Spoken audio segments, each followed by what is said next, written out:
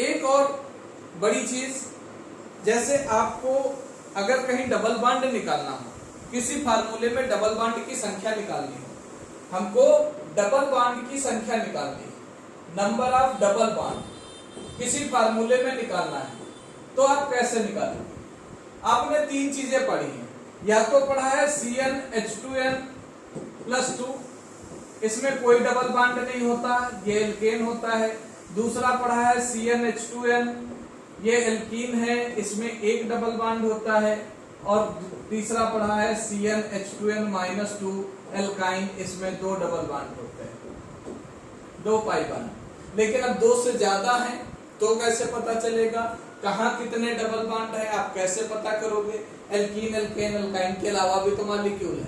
उसके लिए देखिएगा, किसी भी मॉलिक्यूल में डबल बॉन्ड निकालना है तो DBE = C+1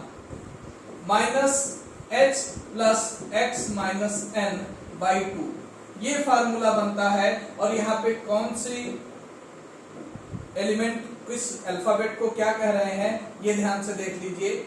C का मतलब है number of carbon atom, C का मतलब है नंबर ऑफ कार्बन एटम, ठीक है। और H का मतलब है number of hydrogen atom, number of hydrogen, ठीक है। और N का मतलब है नंबर ऑफ नाइट्रोजन। यानी ये सिंपली आपके वही अल्फाबेट, वही एलिमेंट हैं जो आप पढ़ते हैं। X का मतलब है नंबर ऑफ हैलोजन। हैलोजन जानते हो ना सब लोग? हैलोजन का मतलब जिसके नाम के साथ ईन खत्म हो, फ्लोरीन, क्लोरीन, ब्रोमीन, आयोडीन, एस्टेडीन, ये सारे हैं हैलोजन। तो इस तरह से आप किसी भी गिवन फार्मूले में डबल बॉन्ड की संख्या निकाल सकते हो। और जब डबल बॉन्ड की संख्या आ जाती है तो फिर स्ट्रक्चर इजीली बन जाता है। तो डबल बॉन्ड यहां से आपको पता रहना चाहिए। यहां दो बातें और बता दे रहे हैं।